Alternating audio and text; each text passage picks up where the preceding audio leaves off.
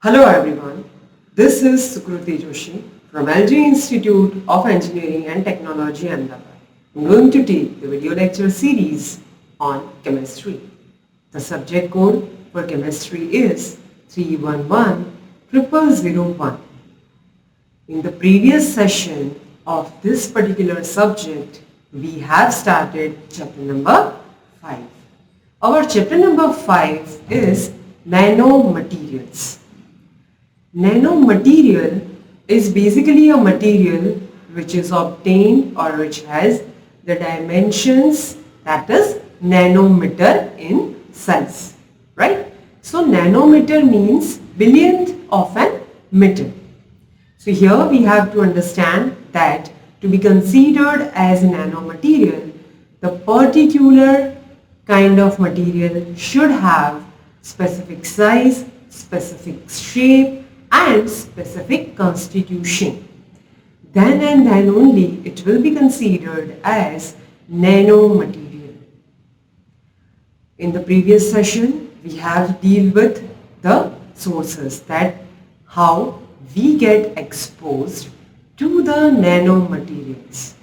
For an example, we have seen certain natural sources like the volcanic ash, like we have seen the dust storm, we have seen certain kind of dust particles which are available in the nature already.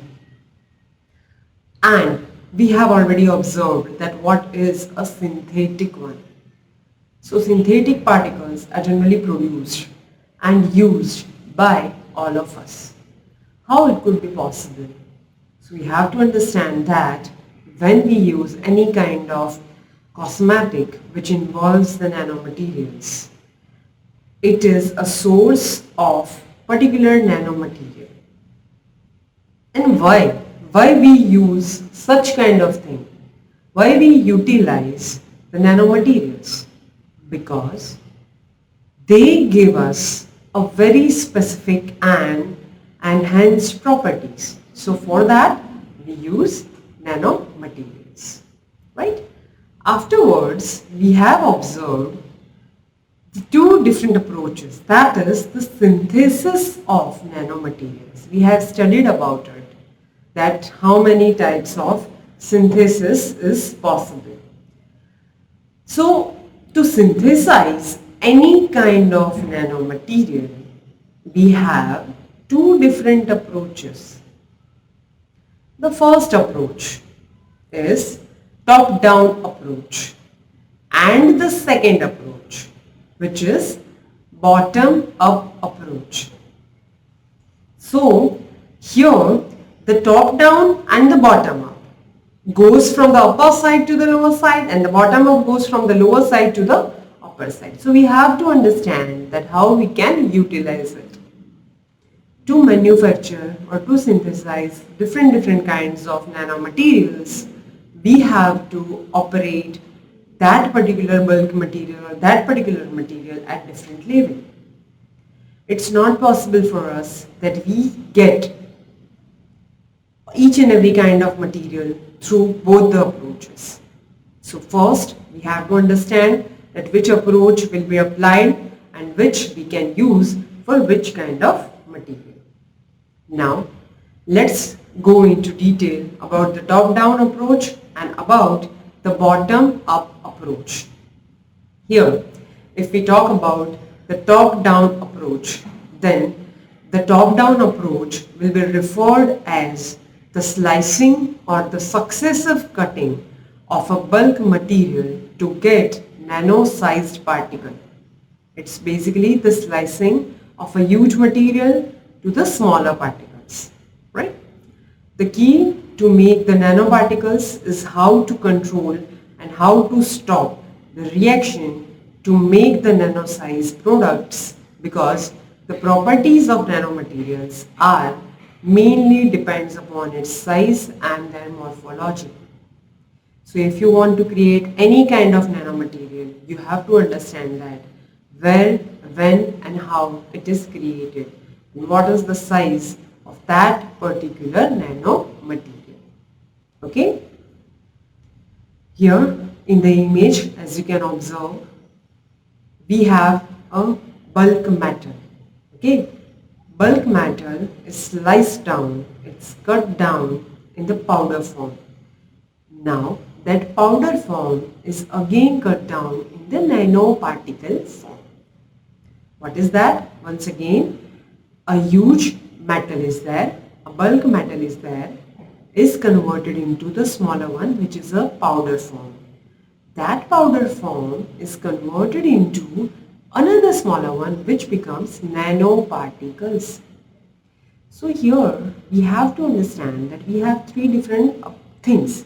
First step, a huge one. Second one, the medium one. And third one is a nanoparticle one, right? So in this manner, it's possible that we get a particular kind of nanomaterial from the bulk. And because of this, it is referred as top-down approach. Top means bulk, down means smaller. So from top to bottom. It's a successive cutting. Okay. Now, in top-down approaches, the starting material should always be the solid state. We have to understand that it has to be the solid state only. Top-down refers to the traditional workshop or microfabrication method where tools are used to cut, mill and shape the materials into the desired shape and desired order. Okay. Now here, for an example, a lithography. We can take the example of lithography here.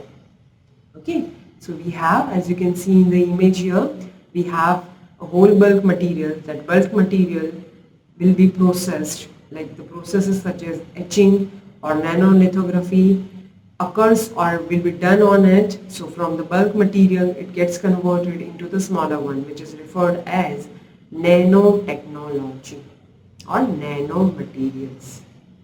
Right? In this manner, we get any kind of metal nanoparticle through this. Now let's take a look on how and why this technique, which is referred as top-down approach, is very popular in industries, and why almost each and every industry uses this top-down approach, right? So let's take a look on advantages and disadvantages both of this particular method, right? So first of all, if we talk about the advantages, so it can be possible to get a large scale production, right? Because the deposition over a large substrate is possible. So we get to have a large scale production. Second one, chemical purification is not required. Once the material is produced, will not require any kind of purification. It can be directly utilized or it can be directly used. Okay, these are the main advantages of it. Now, here we get broad size distribution.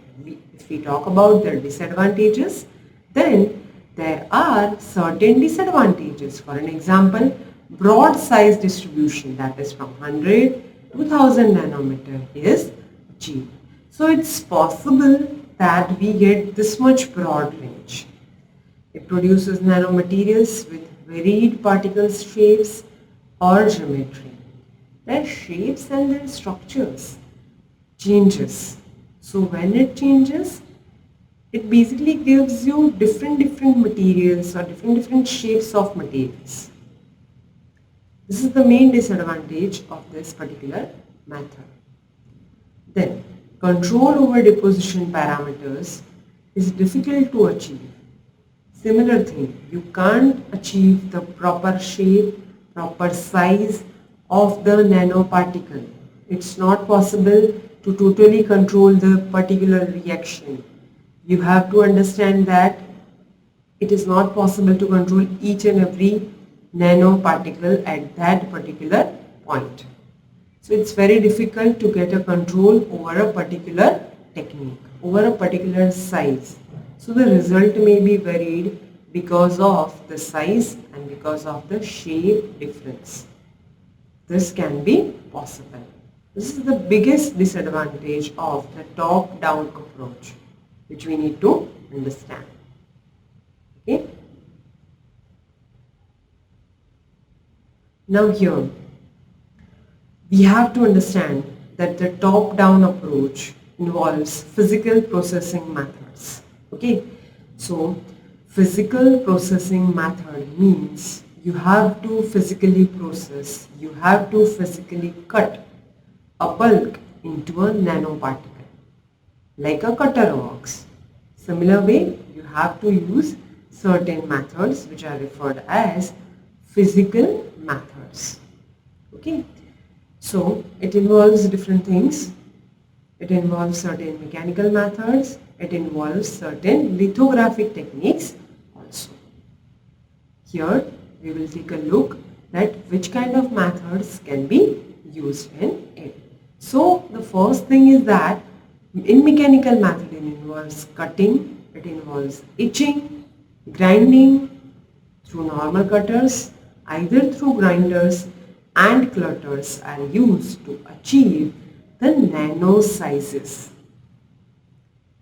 We can use anything. We can use smaller grinders, we can use cutters, sharp cutters, medium cutters, etc. A normal cutter can also be used just only to cut that thing, to cut the bulk into the nano size particle. Right? So it's actually very cost effective. Then we can use ball milling. That ball milling can be used in older times, but nowadays it is used in such kind of methods also. So you need to understand that these are the mechanical methods and very cheap also, right? But precision and accuracy will not be obtained here. Now, another two things are there, which is known as lithographic techniques. So lithographic techniques involve two different things. Number one, nanolithography, and number two, electron beam lithography. Right? Nanolithography and electron beam lithography involves cutting, but cutting through advanced technology, not through mechanical methods. It is possible to get it cut, but through either laser beam or through either electron beam. It is possible. Such technique is known as lithography. Right? We will take a look on these techniques in detail in our next session. Thank you so much, everyone.